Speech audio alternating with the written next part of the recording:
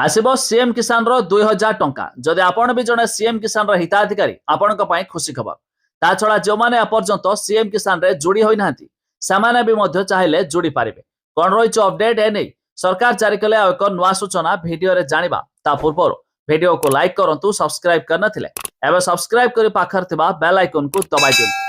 आपण जानछंती प्रधानमंत्री किसान योजना अधीन रे वार्षिक 3टी किस्ती रे 6000 टंका बांटी थांती।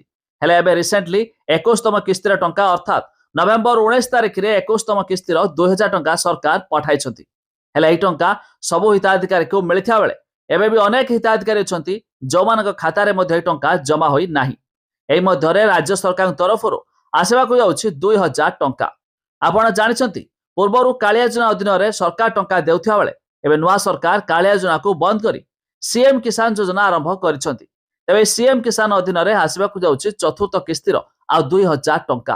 हेले सबठारु बड़ खुशी खबर जदि आपण माने एपर्यंत ए स्कीम सह जोड़ी होई नाहंती तेबे आपण को पई बड़ अपडेट। आपण चाहिले डिसेंबर 31 तारिख पूर्वरु ऑनलाइन जुगे आवेदन करि पारबे अर्थात ए स्कीम सहित जोड़ी होई पारबे जाकि सरकार देउथिबा वार्षिक 2टी किस्ती रे 2000 4000 लाभ मध्ये आपण उठाई पारबे। हेले जानि रखंतु सरकार यह भी कहिसंती कि आपण को आधार कार्ड सह बैंक अकाउंट लिंक रहितबा जरूरी। खाली सेतिक नुहे आपणकर कृषक ओडिशा पोर्टल रे रजिस्टर रहितबा जरूरी जा द्वारा आपण आवेदन कले सरकार मध्ये याकू अप्रूव करिवे।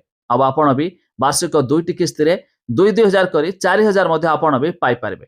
तबे आउथरे कहि रखुछु जहार शेष तारिख डिसेंबर मास 31 पूर्वरु आपण को आवेदन करबा को पड़िबो।